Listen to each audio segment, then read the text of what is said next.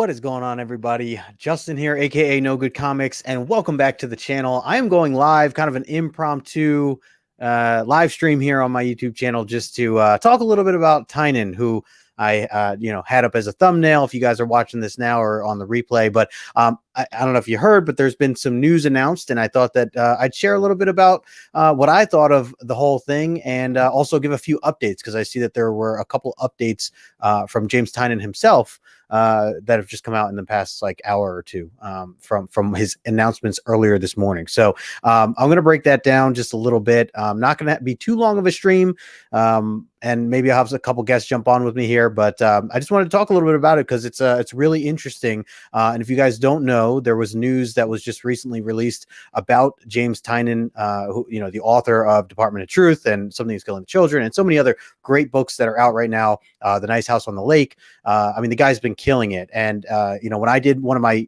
giveaways in the past couple of months, I asked, who's your favorite writer right now of 2021? A lot of people had Tynion as the answer, including myself. So he clearly is up there, in my opinion, as one of the best writers right now that are currently out writing comic books. So he had recently announced that he is going to be ending the he's going to no longer be writing for Batman or Joker coming up in a few specific issues. I think he specified that Batman issue 117, which is in November, that's going to be his last issue, and then Joker issue 14 is going to be his last issue, which I didn't realize that Joker was an ongoing, but apparently it is. And both I've been really enjoying the Joker. The Batman, I was reading a little bit of his. I took some time off to read some other things, but I know some people are loving the Batman stuff, and there's other mixed feelings about it as well. But either way, the guy's very busy. He puts out a lot of great things. And so I just wanted to share a little bit of my thoughts on this, because he's not only is he not going to be writing those two titles anymore, he's actually going to be focusing more on his own stuff. And that's what he shared in this announcement. He said, and I'll quote here, it says, "I'm going to dedicate my whole brain to build a bunch of really cool stuff on my own terms, without having to get permission from any publisher to make it." So clearly he has, he has a lot of different ideas, a lot of different projects that he's working on. And this is something that he wants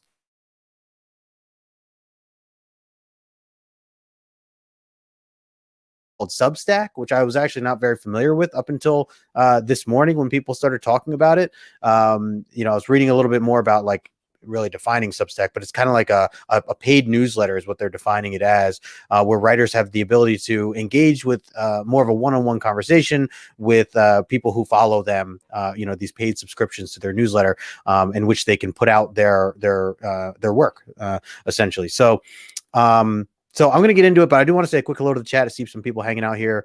So Unruly Simeon, what's going on, brother? Good to see you. My man, TM Nerdy Station, Travis, good to see you as well, my friend. Thanks for stopping in. Like I said, I know this was a bit of an impromptu, just jumping on. I appreciate people that are hanging out here live. We got my man TJ, Thomas Jackman in the house. What's going on, Thomas Jackman? Uncanny Swag, my dude. Make money, money, money. That's right. Let's see. We got my man Paul Morris. What's going on, Paul? And we also got my man Ty, Darth Timo hanging out as well.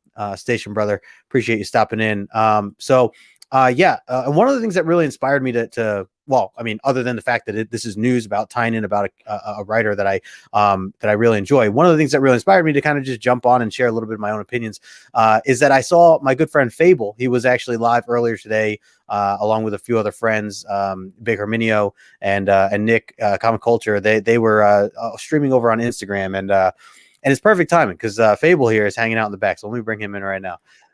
Station, what's going on, brother? Station, what's going on? You guys hearing me okay? Yeah. Hey, right. How you doing, man? Chilling, man, chilling. Big news today, huh? Yeah, man, it's crazy. It's crazy. I loved the show you guys were doing earlier today. I like that you just jumped right in and started talking about it, because I mean, like, you guys were kind of, you were sharing information. You were also asking questions because you weren't 100% sure on certain things, and that's kind of how I stood. I was like, what does this all mean exactly? Exactly. And now, luckily for us, now that it's towards the end of the day, I don't know if you saw, but Tynion actually put out another little bit here to kind of clear the air on some things. And I just wanted to, mention some of the stuff that he had, mentioned on here.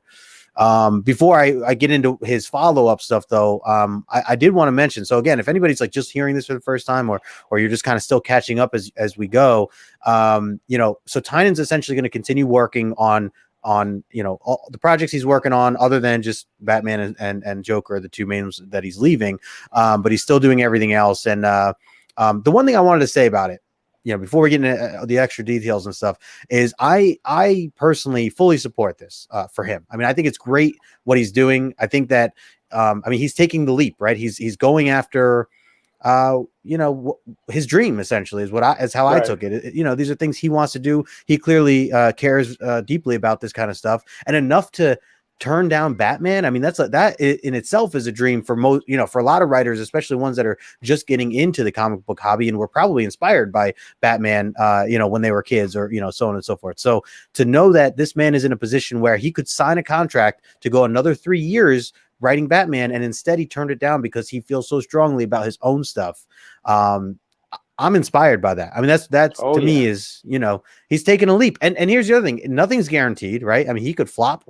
He could, we might not hear from him, like he might not have the success that he's had since then, but that's part of the risk of like anything. If you work for a business and you feel like you can do whatever that business does, but on your own, it's the same thing. It's like going off and taking that leap of faith to do your own, run your own job, or your own company, or whatever that is, And let me bring in, I got another guest here, and you might know this guy. He's very familiar. He's hanging out in the back here. My man, Nick, Comic Culture. Station. Fable, it's been a minute, brother. How you been? I haven't seen you all day, man. What's going on? I know. I thought it'd be appropriate for you two to get on, since you haven't done anything together in a while. He never invites me on anything, man. I know. I just thought I'd break the ice here and really have you two hang out. Pleasure, Nick, pleasure. yeah, man, thanks for coming on. I appreciate it. Yeah. I was just telling Fable and everybody in the chat here, I love what you guys did, just kind of streaming earlier today, kind of breaking down what you knew about the situation, and also kind of asking more questions along the way. And I was like, I'm at work and I'm like, oh man, I want to get in this. I want to get in, if I could just step out for a little, and if it was a little earlier, we got a stalker. Yeah. All right. Yep. So I was just mentioning how I like that he's doing this on his own, because of the fact that he feels that he can take this leap of faith and go after something that he truly believes in. I've seen people in comments saying, follow your heart, do what your gut tells you to do, and I'm a big fan of that idea. Yeah, no, I agree with that. He's also in a privileged position too, so it's easy to follow your heart when you're selling books like mad. No, you're right. You're absolutely right. He's set up in a situation right now where it is. I mean, it's an opportunity on top of an opportunity. Absolutely. Yeah. Not to say he didn't work for it, for sure. Sure. Oh yeah. But so I mean that was kind of like initially where I stood with this, as I'm still gathering and trying to understand where everything goes. And I know you guys broke this down earlier, but just like the idea that it's a subscription base. If you go to this website, I was looking at it earlier today, Substack. There's essentially two tiers: the $7 a month tier, or the $250 a year tier, which you can get all these extra variants and things like that come with if you do the bigger tier. Otherwise, these things are all like digital. It's digital reads, which I know that can be a topic all on its own, and I know you guys touched a little bit on some of that as well. But I did want to ask both of you. Well, right now I already know the answer to Nick, but I wasn't sure about Fable. But I'll ask you both. Where did you guys sign up for this, or are you planning to sign up for this, or where do you stand with that? I'll pass it to you first, Fable. Honestly, I considered it. The thought that, because me and Nick were trying to figure out what variants are they talking about, right? Nick broke down the cost of the variants. He said there would be about $30 a piece, because if you do the just $7 a month tier, that comes out to about $75 a year, right? So then you got to do the difference for the 250, and it comes out to like 175 or something like that. So that's about $30 minus whatever costs. You know what I mean? Yeah. So that's kind of what a variant costs, right? About $30, like a store exclusive. Yep. So we're trying to figure out, so what store exclusive would it be? I mean, would it be an issue of Something's Killing the Children? Would it be a issue of this? Because he's doing this through Substack. So I don't know if they would support something like that. So the logical conclusion would be, it would be a variant of the 6 books or the 6 titles that he's doing for this Substack thing. So that would be a printed copy, right? A printed copy, a first print of a brand new Tynion title. That's enticing, right? You know, to collectors and speculators. You know what I mean?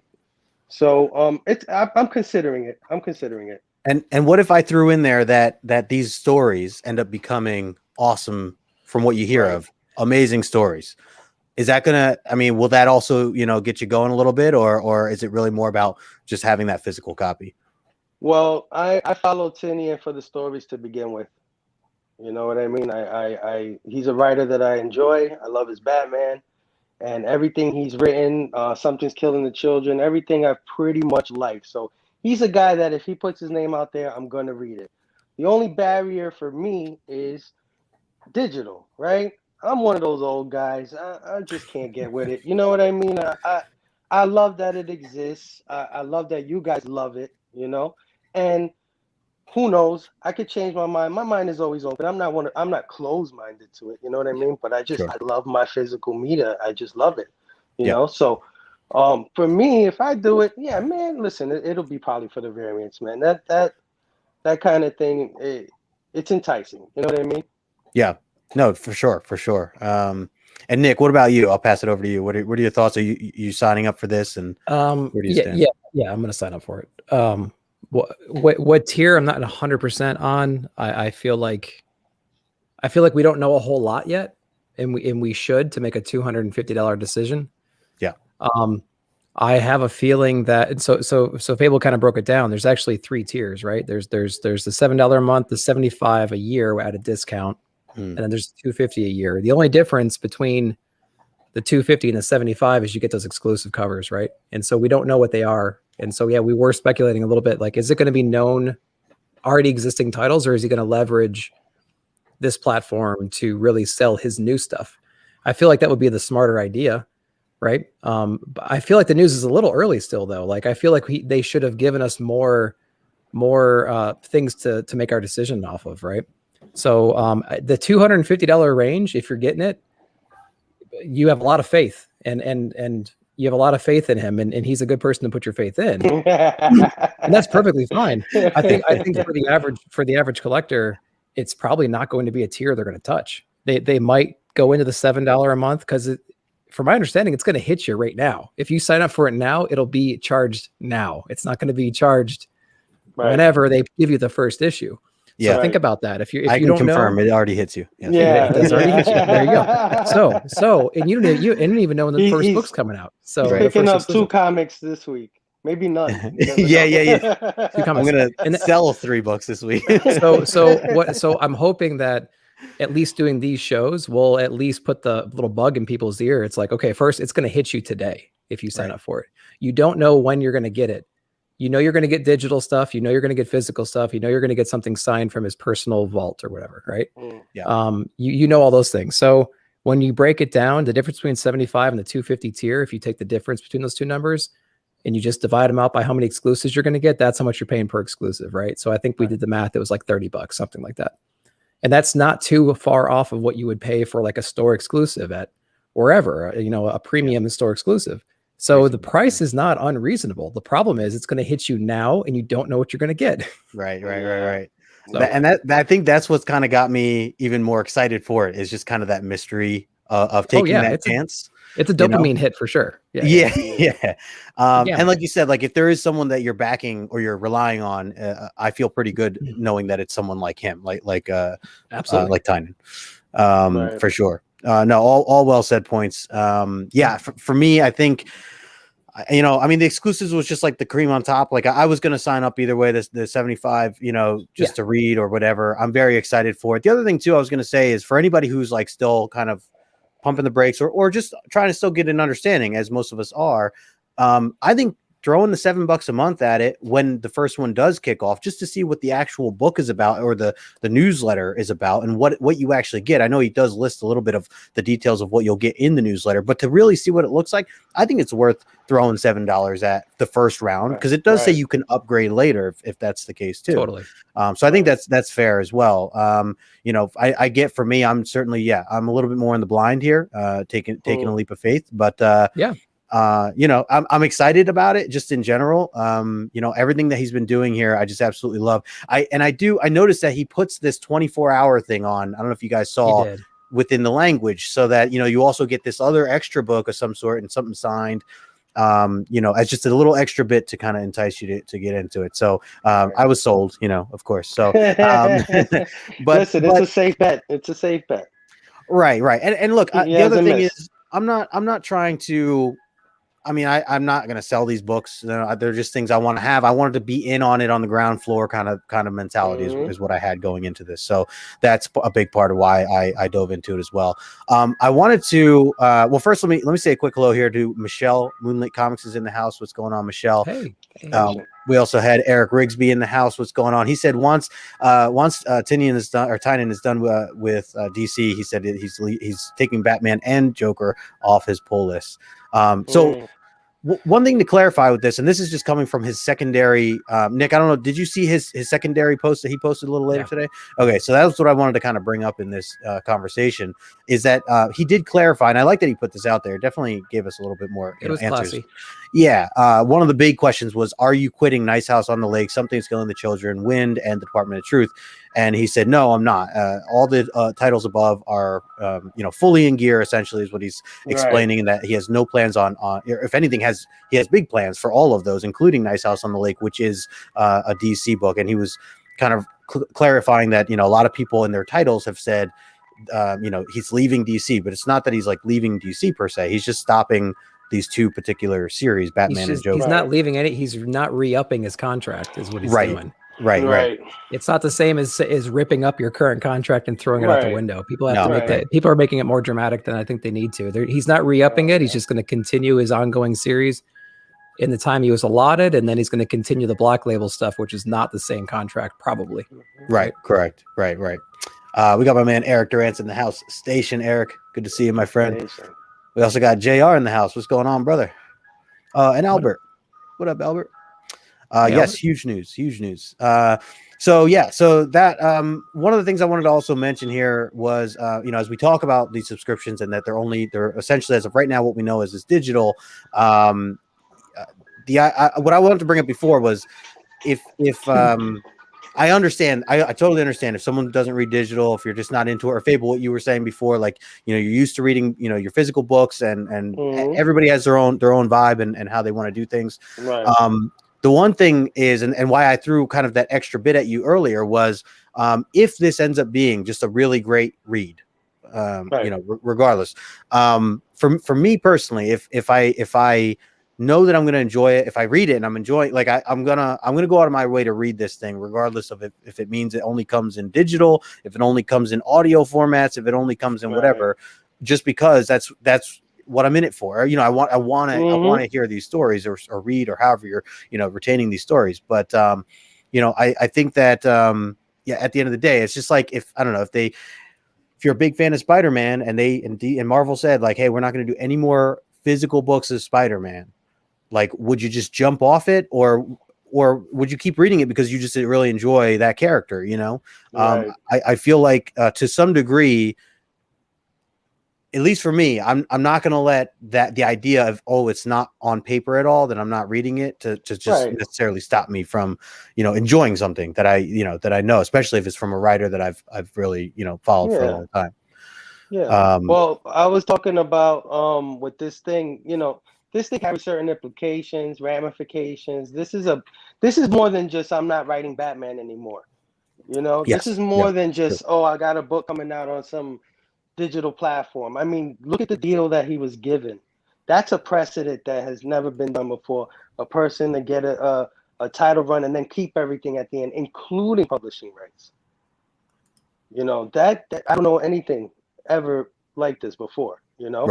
And then everybody that's getting these deals all of a sudden, this might be the nudge that gets people like me to give it a shot at least once, right? Like, so, Sure. yeah, man, this is big. The implications are big.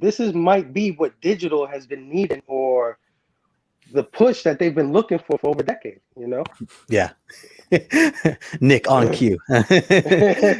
Comicsology, man. I love it. And like you're we were absolutely saying right, earlier, when you were joking in the chat room, when I was like, I'm the kind of guy that if I'm gonna go into this, I'm gonna buy a big old iPad with the nice Yeah. screen and all Oh, this stuff. Like it's Over the top. like, Yeah. We got blame Justin over here. you know Right, what I right, mean? right. So No, you're right.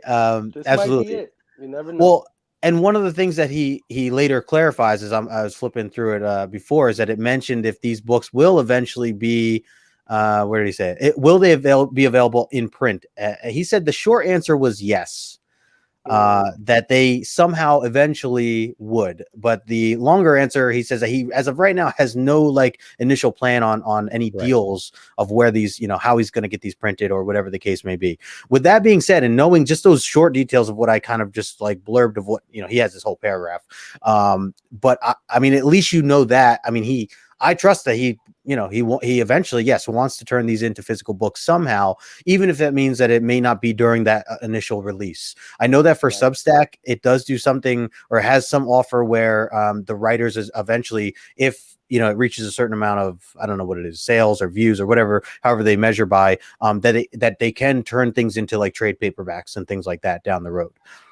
So it's certainly a possibility, and there's no contract that would say otherwise, at least not from what he's clarified. So for anyone who, who doesn't want to necessarily dive into the digital side of things, but is still very intrigued, that it sounds like there's a possibility. We just don't know, or he doesn't know exactly when yet. But it does sound like it eventually will happen. And he has there were some questions I saw earlier about like a distribution method too for that physical. I want to get your thoughts on how we're going to distribute these digitally. I don't think anything has been announced on that front, but from a physical perspective, tinyonion.com, you can already buy exclusives from there. Fable can attest to that. So perhaps, once he finds a printer, he already has a printer, right? He already has someone that will actually print his books for him. Perhaps he'll use the same thing, or maybe Substack. Maybe that's a part of Substack that I don't understand. Do they have their own printing? Do they have their own distribution method? Or can he rely on what he's been doing for Razor Blades this whole time? Right. That's true. Or maybe there's some sort of deal where if he prints the book on the Tiny Onion, he's got to put a Substack logo on it or something like that. Yeah, these are all things we're just going to figure out. You know what I mean? But Justin, since you're a digital reader, what do you? How are they going to do this? What are your thoughts? So it's a great point, because I was trying to look for that in his secondary newsletter there, but there's not much. Yeah, he actually, if anything, he's like, if anyone has idea, like he kind of like wants to talk to other creators about what they're already doing. So that's how in the dark he is with some of this stuff.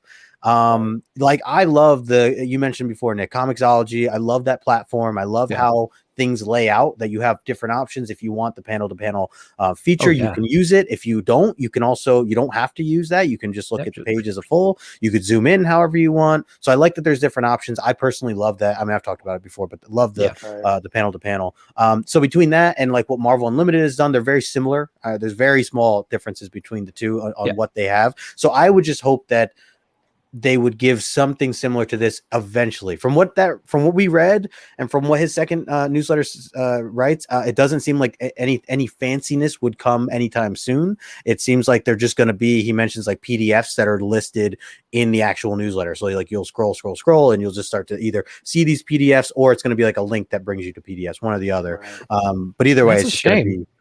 That's really a shame. I was hoping that, I love the news. I wish they gave us more information, and I wish that was more flushed out. I wish they had some kind of partnership with some kind of major company like Comicsology, so that they can control the piracy of this thing, because it's going to be completely out of hand with PDFs. If it's just going to be an email, I was thinking about that. People are going to, you could screenshot it and just send it to whoever you want. I don't. It's a good point. I'm not sure how that's going to roll either. I thought about that before. Just like, how are they going to protect it in that sense? Yeah. You want to know why? Well, I mean, why did Suicide Squad do so poorly? It's like, well, because because everyone pirated it the day it came out. So right. Like I could even just forward my email technically to whoever Absolutely, I yeah, wanted to. HBO Max. We can go into that forever, but Yeah, it's a problem. It's a problem. Yeah, no. So yeah, You this guys whole got a thing big seems point. to the whole thing seems to be like really just rushed in a sense, and who knows if that was all the plan or if maybe, I mean, James is kind of really on the back foot here and just like, you know, who knows how quickly this whole Batman news came out for him even to, I mean, he must have realized when his next contract would be, you know, coming up to some degree, but you know, I don't know, it seems like he's really. I'm gonna say it was carefully planned, and the reason Yeah. I'm gonna say it is if you read the email, did you get the letter from the Tiny Onion Studio where it came from? Did you get that? Yeah. Mm-hmm. Okay, if you read that email, that first paragraph just goes into his hits right away. Like it's basically saying from the writer of Department of Truth, from the writer of Something is Killing the Children, and Batman, and he's listing his accolades. Right. And then right after he says, well, I'm going to do my own thing. And then right after that is the link. Right after that. So it's even written in a way that it's a commercial for this thing. You know what I mean? Yeah. He has the marketing down. Yeah, it was deliberate. And I will say, if you read his previous one, July 16th, I love how we're just dissecting this guy's things. On his July 16th post, guys, his Halloween in July post number 29, he says, he goes, the next few weeks, it's very strange to have a bit of having an exciting secret that's I'm just dying to shout out, but I can't. So, I mean, you know, these kinds of decisions are probably not decisions that are made just on the fly and then the next day they're announced, right? So, I mean, everybody, him and DC both knew his contract was expiring soon. Right. I think they assumed he'd go forward with it, but he just had other plans. And at least it's been somewhat public for a few weeks now, right? Yeah. So it's probably been talked about at an executive level. Yeah, no, yeah, that's I see Todd Christian in the house wants to say quick hello to Todd. I saw Magic Lasso in here also, along with PJ King. Appreciate you guys stopping in. Eric Rigsby said, if digital was $1 a book, I would go digital. When I buy vinyl, it's $10 to $20 for one song. When I buy digital, it's $3 a song. Comics need to follow a similar pricing format. So I do think that, I mean, I would imagine eventually, and I don't know all the details of how this works, so I don't know how, I'm just guessing here, but I would imagine eventually that it would catch up and that there would be some sort of discount on comic books. So, you know, digital. And I totally understand what Eric's saying here with the idea of like, you know, I buy new books at, you know, $4, I get a little, you know, 20% discount or whatever. But otherwise, like Comixology, I'm buying them in essential full price. And yeah, it doesn't feel great. It certainly doesn't. The fact that I'm not actually owning it per se, you know, or anything like that. And I'm not getting anything to show for it in a sense. But I would imagine that it's got to join the rest of the world eventually. I mean, just like how music was. I know a lot of people were very like stuck on the idea of like, no way I'm buying digital music. Like, it's never happening, just never happening. And now it's just so much of the norm now. You know, or even, you know, Spotify or something like, you know, to those effects. But anyway, Mayor, I gotta head out. Thanks for having me. Yeah, heck yeah, man. Yeah, I gotta take care of everything. So, you know, this thing is a big news. It's not just about the deals. It's not just about him not writing certain things. It's also about do artists even want to go, or writers even want to go to the big two after something like this? That's another thing that, you know. But anyway, I check you guys, points, man. brother. Thank you, Station. Love you, Fable. Later, man. Fable. Talk to you. Yeah, and Nick, he makes a good point there too. And that was something I kind of wanted to go into, and not too detailed. But I did want to say that I think that this move could potentially be really good long term for the big two.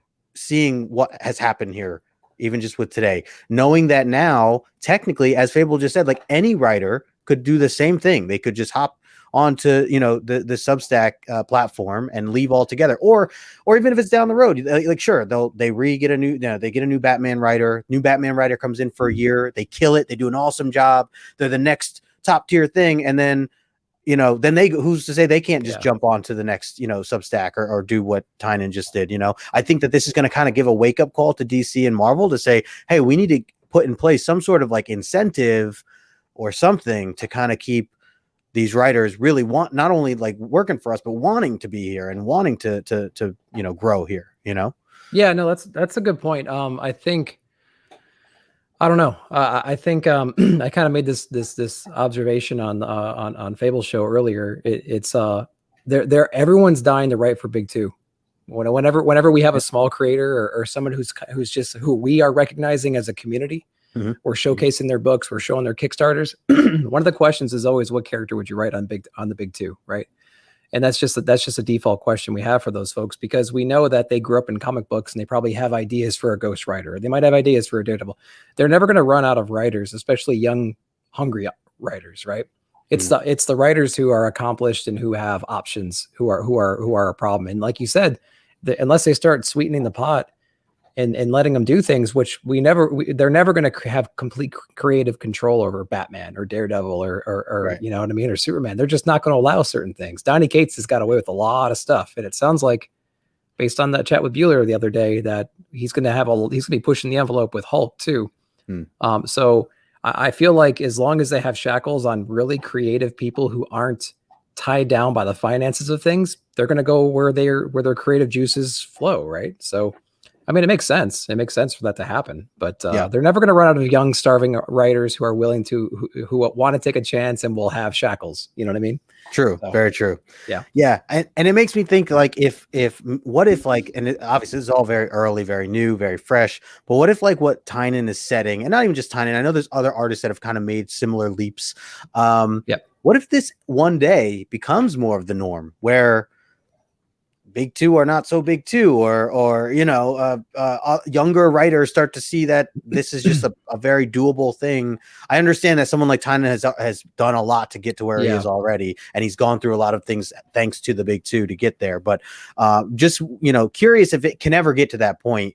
I mean, I guess anything's possible, but it'd be interesting to see if maybe we got out of that mindset of the fact that there's just this big two, and that we really can get away from that and start having, I mean, isn't that kind of what Image did? I mean, isn't that kind of what all those creators did back when Image first started, where they kind of all just jumped off DC and Marvel and like, hey, we're all going to do something completely different. I know there's a lot of other stipulations with all that, but like, obviously a lot of politics and everything behind it and creative control and things like that. But the other thing to think about is, let's just say that that this place really kind of blows up, right? Tynion brings over tons of these unknown creators, all go to that platform and everything. I don't think that we even have the visibility of that platform to recognize those artists. Whereas if somebody brand new came from nowhere and started writing, I don't know, a Justice League book, or, pick whatever, I'm not crapping on Justice League, pick whatever lower end selling Marvel or DC book that there is, not top tier, but like on the lower half, right?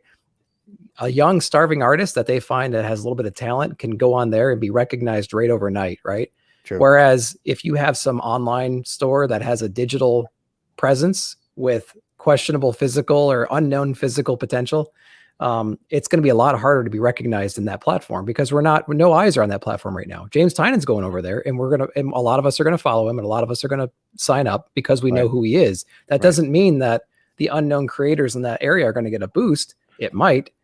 But I feel like people still have a good chance of being recognized more often than if you go over to the big three, right? So, right. No, it's just something to think about. The pond is going to get bigger, and the pond's going to get bigger. There's going to be less acknowledgement to the lower guys, right? Yeah. No, good point. I guess we'll see. I mean, overall, I am, like I said before, excited for the idea of what he's doing, and hopefully I'm rooting for him, I guess, is what I'm getting at, for sure. And I'm looking forward to it. Yeah, it's something that and who knows, if other writers and creators and artists are going to jump ship or do their own thing, and who knows if there's going to be another type of Substack down the road at some point. It's still all so new. It's some interesting concepts, but I guess we'll see.